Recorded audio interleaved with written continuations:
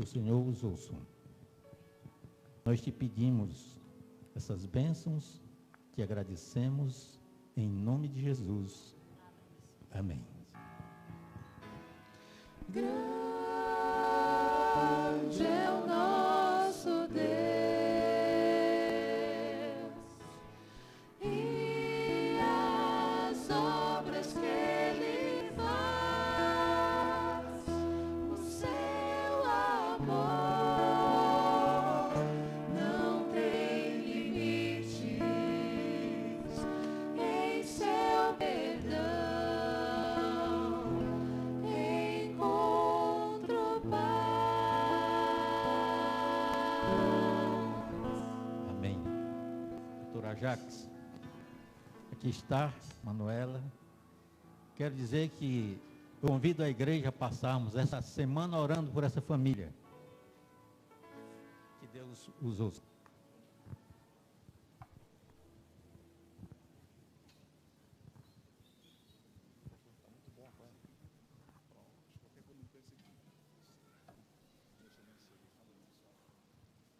Bom dia a todos, sejam todos bem-vindos. Idel chegou de viagem, né? Coisa boa.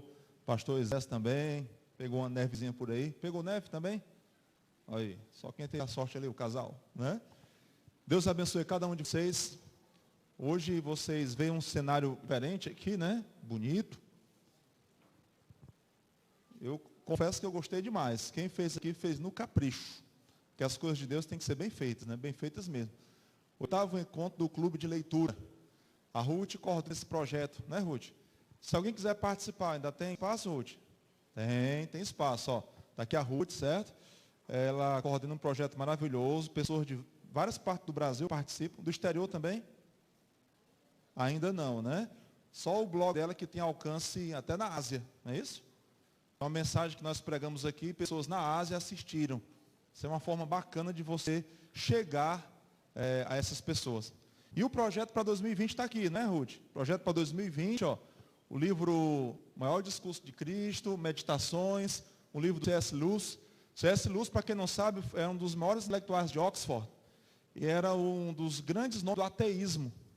E quando ele se converteu, acharam que ele tinha ficado doido, ele tinha pirado, porque muita gente intelectual de alto gabarito havia se tornado ateu por causa dele. E agora ele vira cristão, esse cara pirou, né? Mas não, morreu cristão, C.S. Lewis, autor de As Crônicas de Nárnia. Acho que muita gente aqui já leu ou já viu o filme. Então, assim, só bênção. A palavra de Deus diz, em Apocalipse, bem-aventurado aqueles que leem. Olha só que maravilha. E o poeta Castro Alves chamava o livro de Rei dos Ventos, Ginete dos Pensamentos, Arauto da Grande Luz. E ainda dizia, bendito que semeia livros e manda o povo pensar. Então, Ruth, você é bendita. Né? Bendito que semeia livros e manda o povo pensar. Porque o livro caindo na alma é germe que faz a palma, é chuva que faz o mar. Castro Alves, século XIX. E nós temos uma leitura de maior excelência aqui, né? Conduz a Jesus Cristo. Né? Quando ele falou do livro, ele falou do livro secular. Mas aqui nós temos um livro que mostra o caminho no qual devemos seguir. Estamos ao vivo agora, para todo o Brasil? Sim. Depois você pode rever essa mensagem, compartilhar também um link, tá certo? Com seus amigos. Pessoas que não puderam estar aqui, você pode compartilhar e também vai ficar no Facebook da Ruth, não é isso? Canal do YouTube também, não é? Olha só que maravilha. Nossas letras de algo mais. Né? Quer saber o que é o algo mais? Vai lá, não é não? Queridos, o tema da mensagem é os discípulos de Cristo no contexto do Sermão da Montanha. É o tema da mensagem de hoje, tá? Os discípulos de Cristo no contexto do Sermão da Montanha. E eu queria agradecer a presença de todos vocês, amigos que nos visitam. Temos aqui uma caravana de Quixadá, maravilha. Olha ali. Só gente boa ali, ó, na terrinha. Olha ali, Marta, ali, ó. Certo? Camisinha branca também, assim. Oliveira, Ednélia, Maíra, o Pedro. Pedro é irmão da Ruth, viu? Para quem não sabe. Tá? Ali, ó. Pedro, levanta a mão, o pessoal te conhecer, ó. Tá, irmão da Ruth, viu? Esse rapaz aí foi muito importante na minha vida espiritual. Cresci basicamente aos pés do conhecimento dele e do irmão dele também. Foi muito importante mesmo. Ele sabe disso, né? Vamos orar antes de a gente abrir a palavra de Deus. Tinha um amigo nosso da igreja lá em Quixadá, que não é de Quixadá, que dizia sempre, muita oração, muito poder. Lembra? Quem era? A Dailton. Pouca oração, pouco poder. Nenhuma oração, nenhum poder. Então vamos orar mais uma vez, curvar a cabeça. Santo Deus, maravilhoso Pai, aqui estamos para estudar a Tua palavra. Peço que o abençoe a Ruth, que ela possa continuar com este projeto maravilhoso, que tem chegado a pessoas que têm se maravilhado, se encantado em ser discípulo Teu. Pedimos que o Senhor abençoe agora o estudo da Tua palavra, que a Tua palavra chegue aos corações, que a Tua palavra faça diferença na vida das pessoas, que a Tua palavra faça diferença na minha vida, em nome de Jesus. Amém, Senhor. O Sermão da Montanha se encontra em Mateus capítulo 5, muito obrigado, Laudeni, a partir do verso 3, e vai até Mateus capítulo 7, verso 27. Esse é o Sermão da Montanha. Esse nome foi dado pela primeira vez por Agostinho, um teólogo católico, mais conhecido como Santo Agostinho. A gente sabe que não é a igreja que torna ninguém santo, né? Santo é aquele que decide viver para Deus. Paulo, quando se dirige aos crentes, ele os chama de quê? De santos. Nós somos santos, porque nós resolvemos viver para Deus. Santos pecam, né? Santos pecam. Só quem não peca é Deus. A infalibilidade é só de nosso Senhor Jesus Cristo. Por isso que a gente tem um intercessor, a gente vai a ele, a gente sabe como é que funciona o processo. Mas Agostinho foi o primeiro a usar esse termo, Sermão do Monte. Aqui é um resumo, claro, né? Mateus 5, a partir do verso 3, até Mateus 7, até o verso 27, isso é um resumo. Se Jesus tivesse pregado exatamente do jeito que está aqui, o sermão teria durado 15 minutos. Certo? 15 minutos só. Isso aqui é um resumo, uma síntese. João fala que se tudo que Jesus falou, fez, fosse escrito, não teria livro que coubesse, né? Certo? E o maior discurso de Cristo, está ali, vai ser o livro, um dos livros, né, para ser lido em 2020. Convido você a ler, vale a pena, muito bom. Pode ter certeza que em cada palavra, em cada frase ali de Jesus, há uma mensagem que você precisa ouvir. Geralmente a gente acha que os outros é que precisam ouvir, né? Mas sou eu que preciso ouvir. Tá? Então eu convido você a ler esse livro. Convido você a ler o maior discurso de Cristo na Bíblia, em casa, porque a gente não vai ler tudo aqui, tá certo? É um sermão muito extenso, mas a gente vai se debruçar sobre aspectos muito relevantes. Então, aconselho, sugiro que você leia em casa, tá? Mateus capítulo 5, verso 3, até Mateus capítulo 7, verso 27. Provavelmente esse sermão, segundo Ellen White, foi pregado no ano 29 depois de Cristo. Era cristã no verão. Ali havia mais ou menos metade do ministério de Jesus Cristo. Agora é interessante que antes de Jesus pregar o Sermão da Montanha, ele já vinha pregando. Às vezes a impressão que nós temos é de que esse é o primeiro sermão de Jesus. Na verdade, ele já vinha pregando. Por exemplo, abra a sua Bíblia aqui em Mateus capítulo 4, verso 17. Mateus capítulo 4, verso 17. Jesus já vinha pregando há alguns meses, inclusive, antes de pregar o Sermão do Monte. E em Mateus 4, verso 17, nós lemos o seguinte: daí por diante, passou Jesus a pregar. Só um detalhe, o que é daí por diante? Vamos entender o que tem antes aqui, certo? Primeiramente, em Mateus 4, um pouquinho antes, Jesus é batizado. Jesus é batizado e o Pai confirma-o como filho, né? Este é meu filho amado em quem me comprazo. Essa bênção era dada pelo Pai ao filho, certo? Se você fosse um pai judeu, você diria para o seu filho: este é meu filho amado em quem me comprazo. Jesus não havia recebido essa bênção ainda, porque José não era pai de Jesus. Aí Deus vem em forma de pombo e diz: este é meu filho amado em quem me comprazo. Confirma a filiação de Jesus Cristo. Depois ele é levado para o deserto para ser tentado. E como Deus havia confirmado que ele era filho de Deus, não caiu naquela história de: se tu és filho de Deus, transforma pedra em pão. Ele estava aqui consciente. O Pai confirmou que eu sou filho dele. Depois, Jesus volta para a Galileia existe o chamado dos discípulos, que vem depois. Depois Jesus volta para a Galiléia. Ok. Agora é que entra o verso 17. Daí por diante, passou Jesus a pregar e a dizer, arrependei-vos, porque está próximo o reino dos céus. É interessante que essa pregação não começou com ele, começou com quem? Com João Batista. Só que João Batista foi preso e foi sentenciado à morte. E o que Jesus faz agora? Ele dá continuidade à pregação de João Batista. Se você olhar o Mateus capítulo 3, verso 2, olha só que interessante. Mateus capítulo 3, verso 2. Isso aqui é João Batista pregando no deserto. Arrependei-vos, porque está próximo o reino dos céus. É interessante você ver essa expressão aqui. Reino dos céus é um termo que é usado somente em Mateus. É um termo exclusivo de Mateus. Porque Mateus pregou para os judeus. Outros trechos da Bíblia, outros livros da Bíblia usam o termo reino de Deus. Só que o judeu tinha um zelo tão grande com o nome de Deus que evitava pronunciar. Então falava reino dos céus. Tá certo?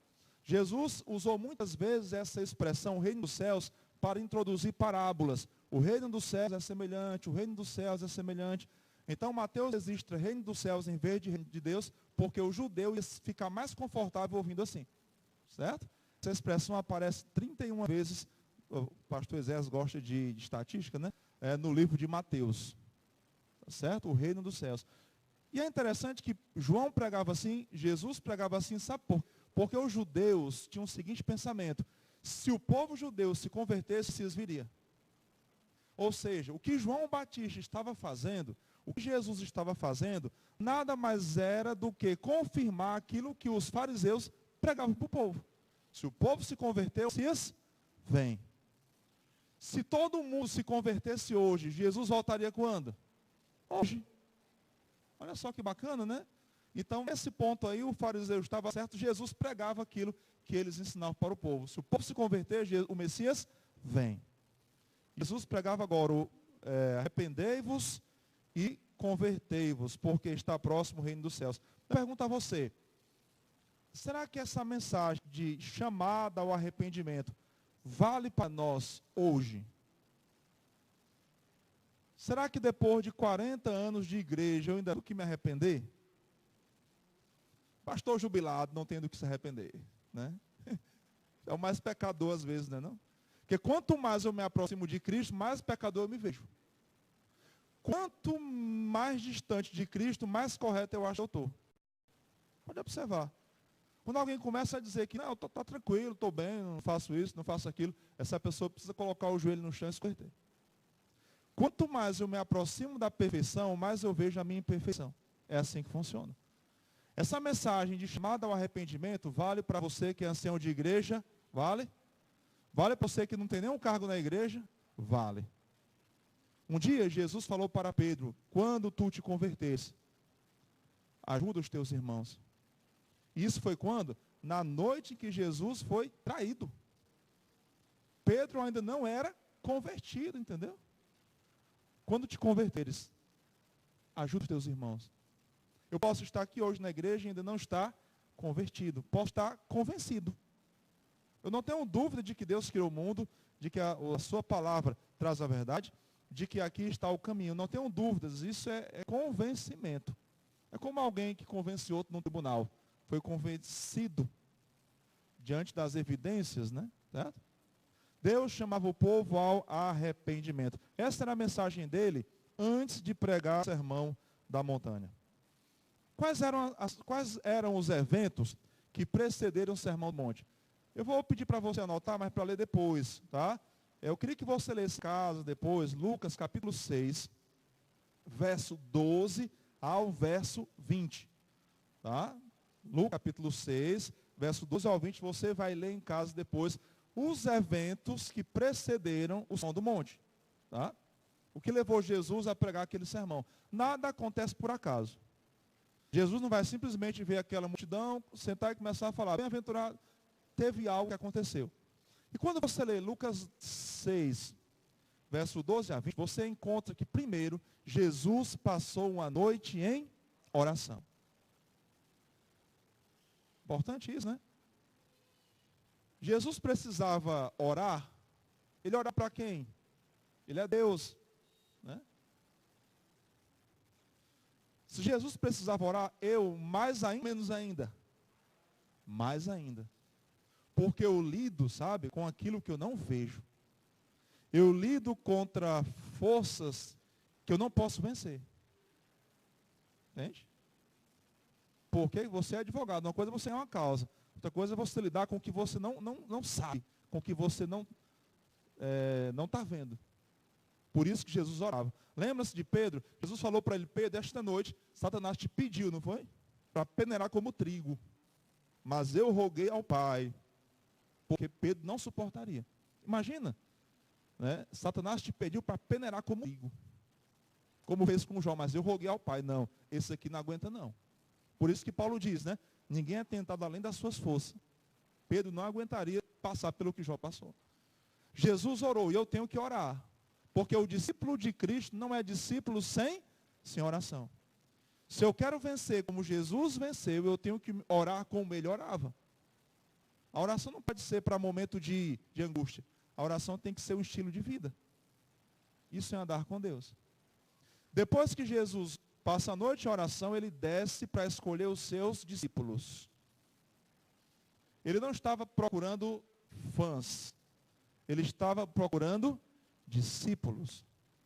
É interessante como o Ibope hoje dizer que é evangélico, né? Dizer que é cristão. Só que Jesus não está procurando seguidores na internet. Ele não está procurando likes. Ele não quer ser popular. Pelo contrário. Um dia em que ele disse, ele fez um sermão tão duro que as pessoas abandonaram.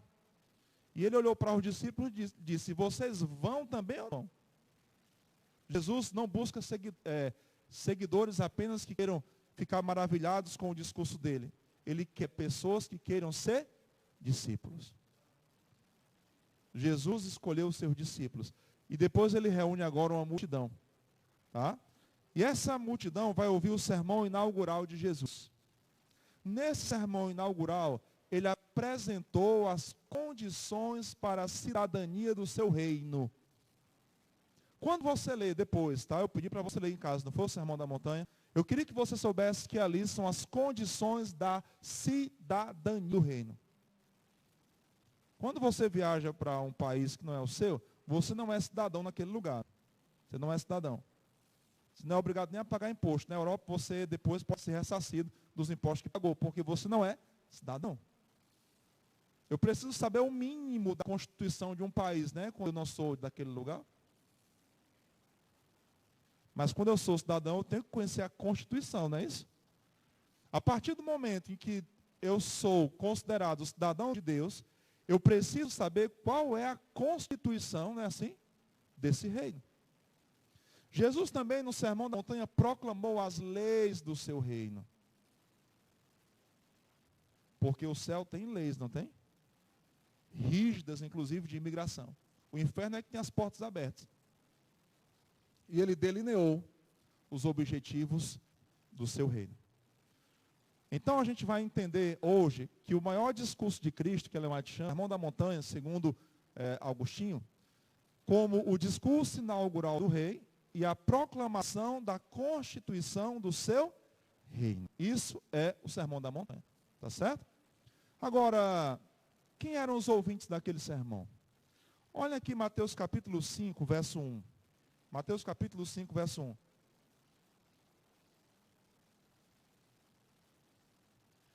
Lemos assim: vendo Jesus as multidões, subiu ao monte, e como se assentasse, aproximaram-se os seus discípulos.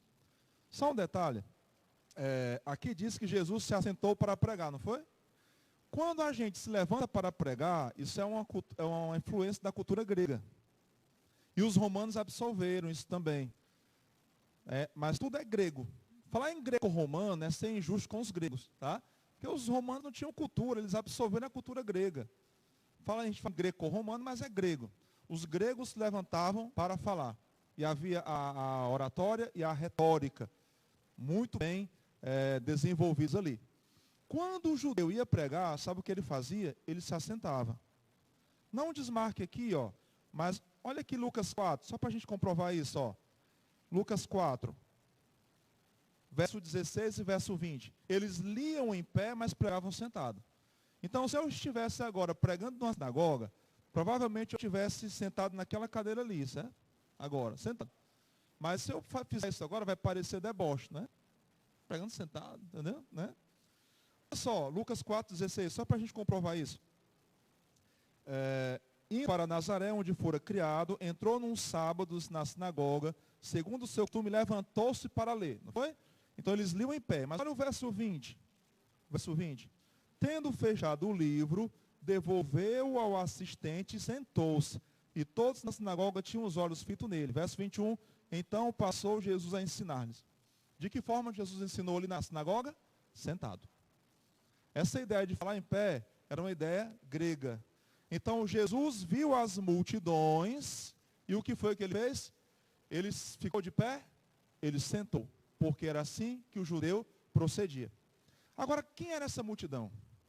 Quem era essa multidão que estava ali para ouvir o discurso do rei?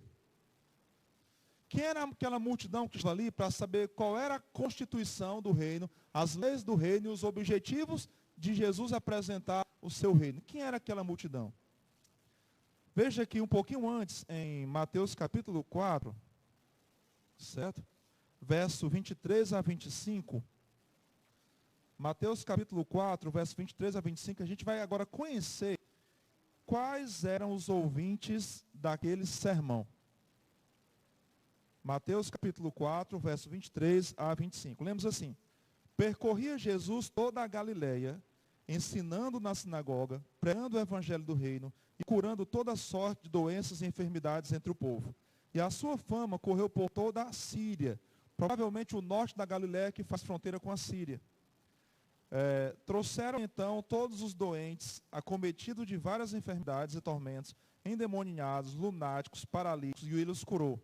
E da Galileia, Decápolis, Jerusalém, Judéia e da além do Jordão, numerosas multidões o seguiam. Aqui só não é citado Samaria, que era outra região de Israel. Esse era o público que ouvia o Sermão da Montanha. Você consegue fazer algum link entre esse público aqui e o público que recebeu os mandamentos no Sinai? Olha só, sem desmarcar Mateus, Êxodo, capítulo 20. Olha só que interessante. Será que quem deu a lei lá no Sinai é o mesmo que está apresentando a sua constituição do reino no Sermão da Montanha? Será que é a mesma pessoa? E será que o contexto é o mesmo? Olha só, Êxodo capítulo 20. Êxodo capítulo 20, versos... Geralmente quando a gente vai ler o Êxodo, a gente começa do verso 3, né? Porque o verso 3 traz o primeiro mandamento do decálogo. E a gente esquece aqui o verso 1 e o verso 2. O verso 1 e o verso 2 de Êxodo 20 diz assim: então falou Deus todas estas palavras: eu sou o Senhor teu Deus, que tirei da terra do Egito, da casa da servidão. Você vê que o rei que libertou esse povo é o mesmo rei que está apresentando sua constituição para uma grande multidão. A constituição do reino da graça. Observe que tudo o que precisava ser feito da parte de Deus para salvar o homem havia sido feito antes de a lei ser dada no Sinai e antes de a constituição do reino ser apresentada no monte. Vou repetir. Tudo o que precisava ser feito para salvar o homem foi feito antes da lei no Sinai. Tudo o que precisava ser feito para salvar o homem foi feito antes de Jesus pegar o sermão da montanha. Isso quer dizer o quê? Que a lei de Deus é para aquelas pessoas que ele salvou e perdoou. Entende isso? Entende que com Deus só existe apresentar a lei para quem ele salvou e perdoou? Depois que ele perdoa e salva, ele apresenta agora como é que eu vou andar. Essa história de que ele me aceita do jeito que eu sou, quem prega é Satanás, viu? Ele me aceita do jeito que eu sou, para eu viver do jeito que ele quer que eu viva. Entende? Jesus não recebe você para conduzir você do jeito que você vivia antes. Ele recebe você e agora ele apresenta a lei dele. Primeiro ele salvou. O que foi que o povo precisou fazer para ser liberto do Egito? O que foi que o povo precisou fazer? Nada. Não foi isso? Nada. No último sermão que eu preguei, outro dia, eu disse, o Senhor pelejará por vós, não foi isso? Não precisaram fazer nada. Agora vamos pensar o seguinte, se Deus houvesse dado a lei antes de eles saírem do Egito, a salvação seria pela graça ou pelas obras? Pelas obras. Só vai sair do Egito quem estiver disposto a guardar essa lei aqui. Quem está disposto a guardar a lei? Pronto, então passa para cá. Isso é legalismo, isso é salvação pelas obras. Se Jesus tivesse, olha só a quantidade de pessoas que ele salvou aqui, que ele perdoou, que ele curou, que ele restaurou. Se ele tivesse dito antes, eu curo você, até curo, tenho poder. Mas antes eu quero te apresentar aqui a constituição do reino para ver se você está disposto a ser um cidadão, porque se não tiver, não vou nem te curar não. Perceba que todo o processo que envolve a salvação do crente é realizado por quem? Por Jesus Cristo. Depois que ele salva, depois que ele tira do Egito, ele vai apresentar o quê? Como eu devo pensar, como eu devo falar, como eu devo agir.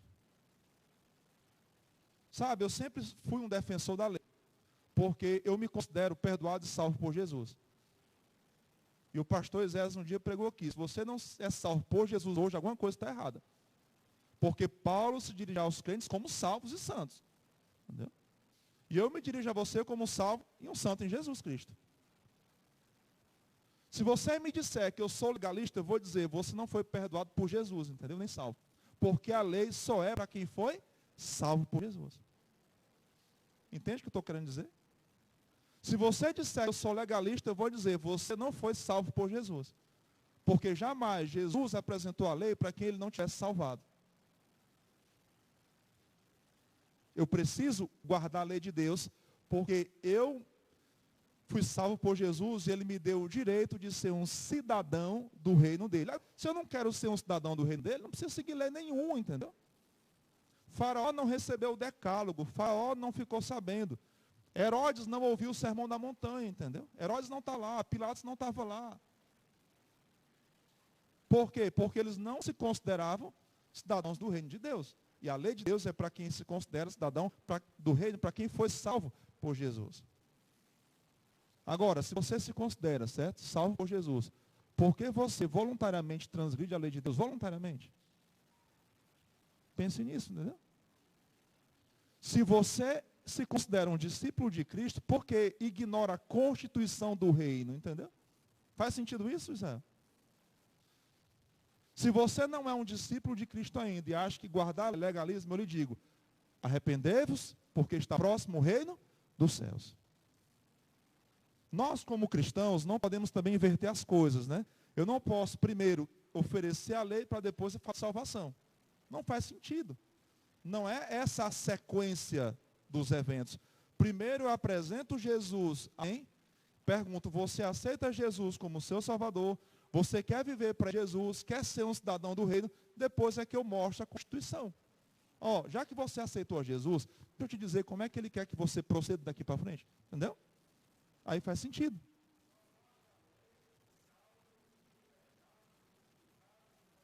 Por isso que não existe legalismo nessa perspectiva. Qual era o problema do fariseu? Eles não aceitavam a salvação. E se eu não aceitar a salvação, eu não preciso aceitar a lei, porque eu não sou um cidadão do reino. Certo? Quando Jesus apresentou o Sermão da Montanha, ele o fez para pessoas que foram salvas por ele. Antes de eu apresentar a lei a alguém, primeiramente eu deveria dizer a elas o que Jesus fez por elas. Certo? Jesus morreu por ti. Jesus te ama, Jesus quer te salvar. Primeiro eu devo dizer o que Jesus fez por você, para depois dizer o que você agora tem que fazer, se quer continuar com o status de cidadão do reino. Não posso inverter o processo. Tá? Jesus começa o seu sermão com as bem-aventuranças, não é isso? As bem-aventuranças se encontram em Mateus capítulo 5. Vou pedir a você que lê depois, todinho, com calma. Tá? Vale a pena. Bem-aventuranças. Jesus mostra aqui que a verdadeira felicidade está ligada a uma vida de santidade.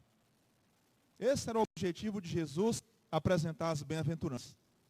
A felicidade plena está ligada a uma vida de santidade.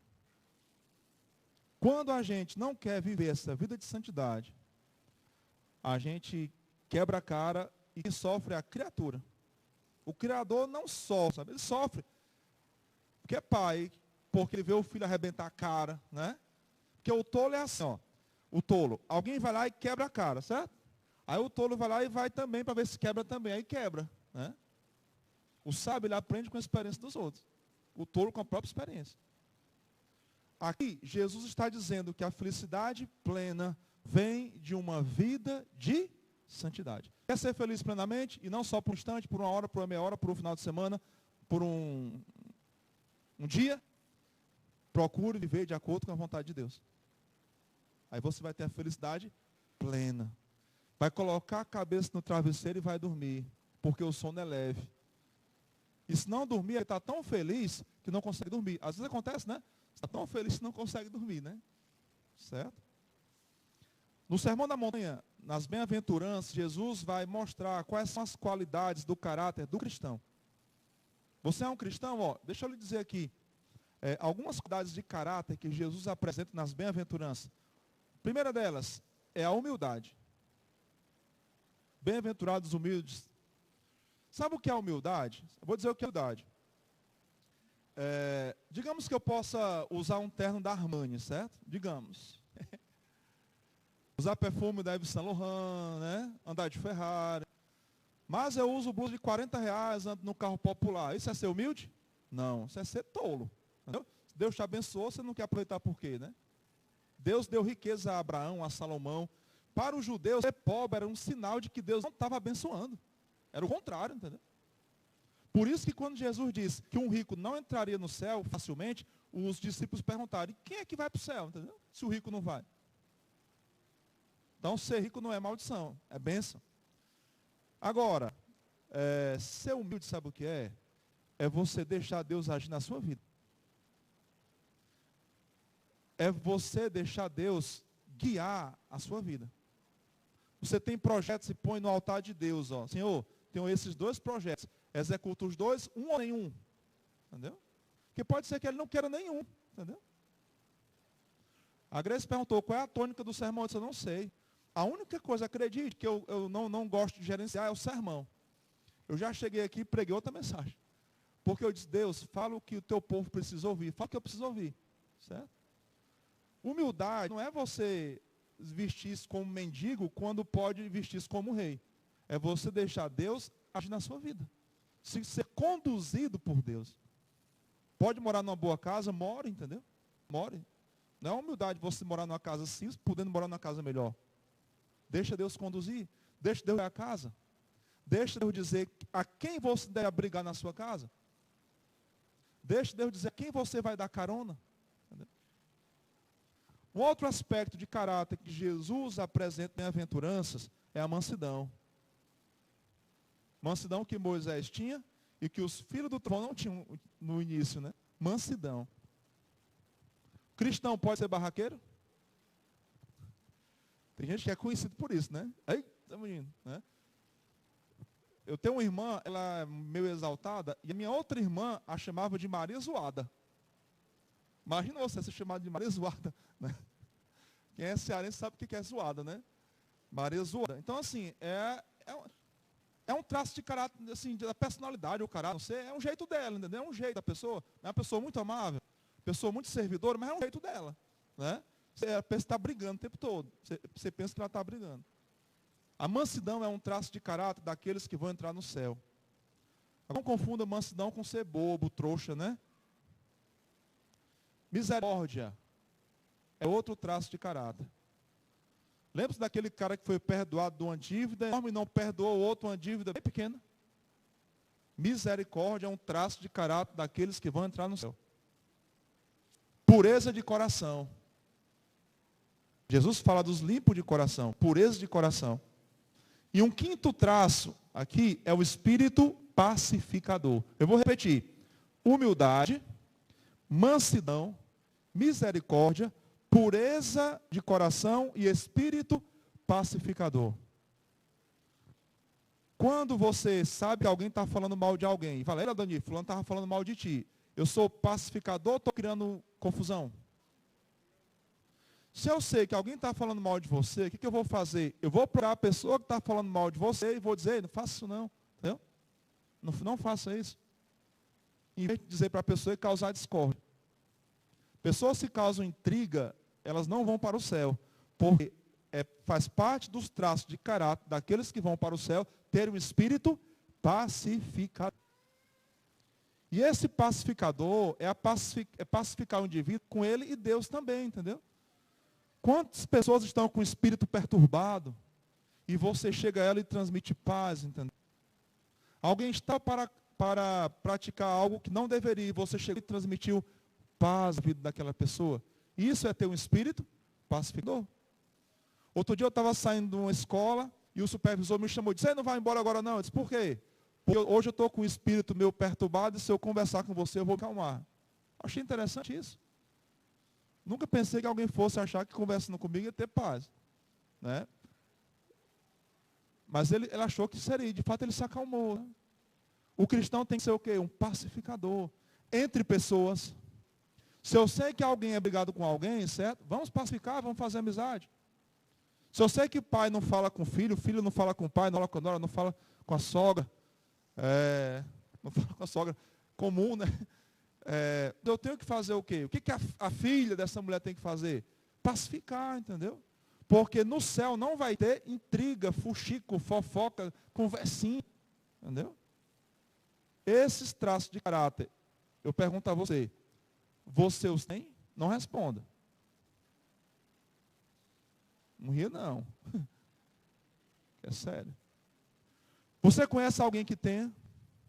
Pais, quando os filhos de vocês pensam em alguém humilde, manso, misericordioso, puro de coração e pacificador, eles lembram de vocês? Ou o pai é aquele que quando chega, todo mundo já se prepara para a confusão. Ou a mãe quando chega. Né? As pessoas que convivem na minha casa precisam ver essas características em mim. Existe algum abismo entre o sermão pregado na montanha e a minha vida cristã? Se existe, Deus precisa fazer mudança aí, não precisa? E eu queria finalizar comentando 2 textos com vocês. Compartilhando 2 textos do Sermão da Montanha. Mateus capítulo 6, verso 8 ao 1. Mateus capítulo 6, verso 8. Vamos ler 2 textos, finalizando aqui o Sermão do Monte.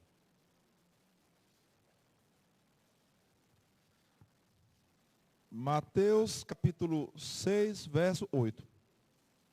Lemos assim.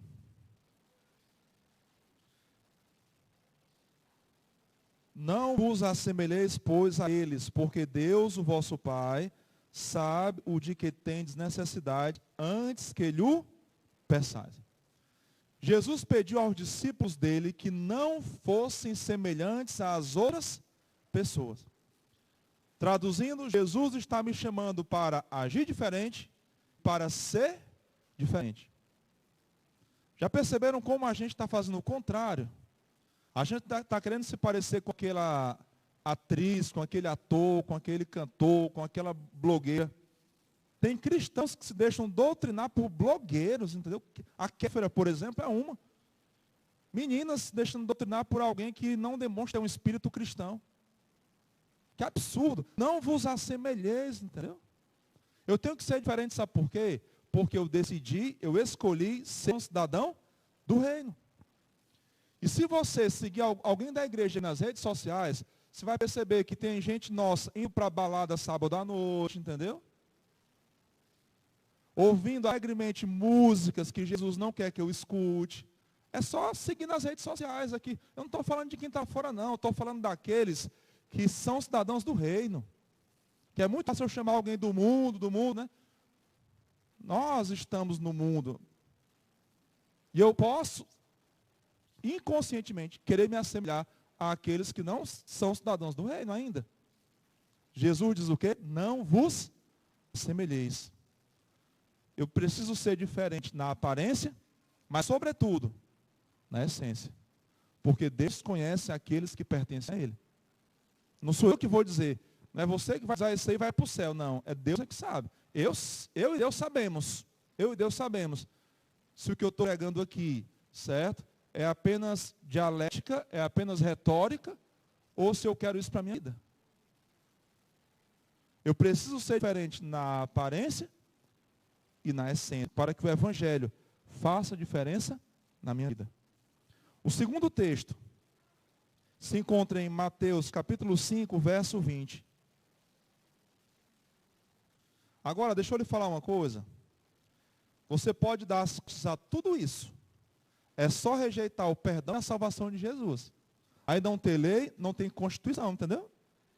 Agora, se eu decido ser perdoado e salvo e ser um cidadão do reino celestial por toda a eternidade, eu preciso cumprir a Constituição. Porque eu fui salvo, não para ser salvo. Mateus 5,20 lemos assim, ó. Porque eu digo que se a vossa justiça não exceder muito as escribas e fariseus, jamais entrareis no reino dos céus. Para você entender isso aqui, você vai ler depois em casa o verso 21 até o verso 48.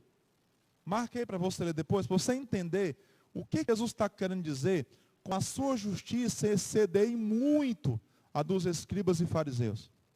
Você vai ler Mateus 5, 21 a 48. Jesus aqui está opondo a moral cristã à ética dos escribas. Jesus não quer que eu viva a ética dos escribas. A ética dos escribas. Por exemplo, ó, do verso 21 ao 48, eu não mato, entendeu? Mas eu te odeio. Isso é ética, entendeu? Eu não vou te matar porque eu vou preso. Lá em Nova York, se você ameaçar um policial, você pega 15 anos de cadeia. Se você matar um policial, você pega prisão perpétua. Aqui, se o policial é morto, o policial é que é o culpado, que está na frente da bala. Né? Lá tem lei, entendeu? Lá funciona. O reino do céu também tem lei. Deus não quer apenas que eu não te mate, mas que eu não te odeie, entendeu? Ou seja, Deus não quer uma ética escriba, Deus quer uma moral cristã, de verdade, entendeu? Na essência. Eu nem te mato, nem te odeio. É isso que ele vai dizer aqui, do verso 21 a 48. Eu não adultero porque eu não tenho oportunidade. Mas a essência está ali. E outra coisa, no capítulo 6, verso 1 a verso 8, você vai ler depois em casa, tá? Capítulo 6, verso 1 ao verso 8, você vai ler que Jesus vai opor agora a devoção cristã à piedade dos fariseus. O fariseu dava esmola e fazia questão que todo mundo visse. Hoje não é muito diferente, não. A gente dá esmola fazendo selfie, né? Eu estou dando uma cesta básica e postando nas redes sociais. Eu sou contra, certo? Eu sou contra. Eu não falo em nome da igreja, não falo. Também é contra, né, Jacques? Eu fazer doação de cesta básica e se sair postando, eu sou contra. Mas eu não falo em nome da igreja, tá? Eu estou falando por mim. Porque Jesus disse aqui, que se você faz em segredo, entendeu? Que teu pai que está vendo em segredo vai te recompensar. Então, Jesus está mostrando que a piedade do fariseu não deve vir para a minha vida. O que deve vir para a minha vida é a devoção cristã. Agora, como é que eu consigo viver o que está no Sermão do Monte, hein? Como é que eu consigo? Certo? É fácil? Por mim mesmo, não. Mas, há um segredo. Último verso de hoje. João capítulo 3, verso 3. Olha o que Jesus falou um dia, à noite, para uma das grandes mentes em Israel. Um dos mestres em Israel. Nicodemos. João capítulo 3, verso 3. A isto respondeu Jesus: em verdade vos digo, que se alguém não nascer da água e do Espírito, não pode ver o reino de Deus. A ética dos escribas, a piedade dos fariseus, não mudavam o coração. Entende por que a minha justiça tem que exceder em muito a dos escribas e dos fariseus? Porque a ética dos escribas e a piedade dos fariseus não mudavam o coração. E Jesus me chama para ser diferente na aparência e, sobretudo, na essência. E numa noite, talvez o discurso mais intelectual de Cristo, porque lidava com o intelectual, Nicodemos. Ele disse, se você não nascer de novo, você não pode entrar no reino de Deus. O que eu preciso fazer para viver o Sermão do Monte na minha vida? Nascer de novo. Preciso pedir a Deus que me dê esse novo nascimento. E se esse novo nascimento tiver que ser todo dia, que seja todo dia, entendeu? Que seja todo dia. Para que a cada dia Ele confirme a salvação que Ele já operou em mim por meio de Jesus Cristo. Quer você nascer de novo? Aceita você ser um cidadão do reino em nome de Jesus? Conheça a constituição do reino. Conheça a lei do reino. Tá certo? E os objetivos de Jesus em preparar você para a vida celestial. Deus te abençoe, viu? Deus confirme a cada dia na sua vida tão grande salvação que Ele opera por meio de Jesus Cristo. Vamos ficar em pé. Pessoal do som aí, por gentileza. Põe o hino 184. Deixa a luz do céu entrar. Vamos cantar com o coração. Em seguida a gente ora. E à tarde, às 3 horas, tem mais, né, Ruth? O pregador da tarde é maravilhoso, viu? Fantástico. Um dos maiores intelectuais que eu conheço. Pedro confirma, né? É uma memória fantástica. Google perde é feio, né? Para ele. Deixa a luz do céu entrar.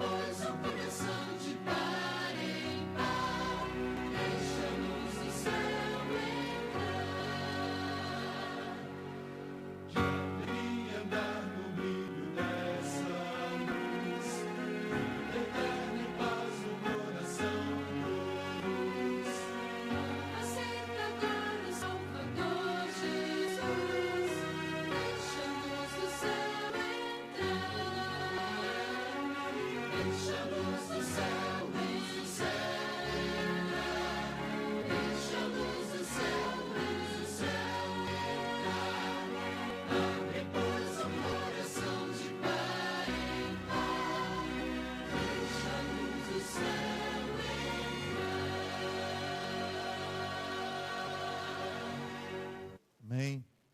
Santo Deus, maravilhoso Pai, entra na nossa vida, Senhor.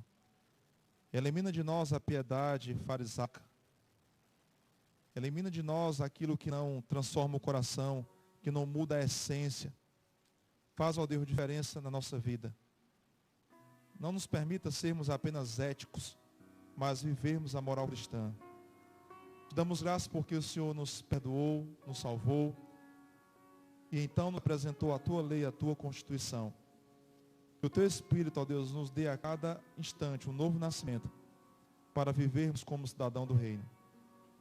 Te pedimos perdão por todos os nossos pecados, em nome de Jesus. Amém.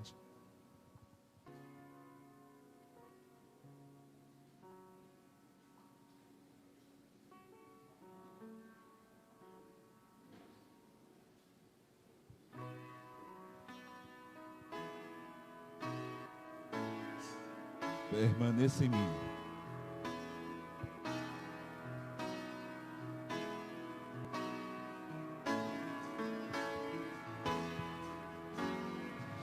O Senhor em mim habitar, pois quero ser templo teu. Quando eu sair desse lugar, que Jesus permaneça em mim.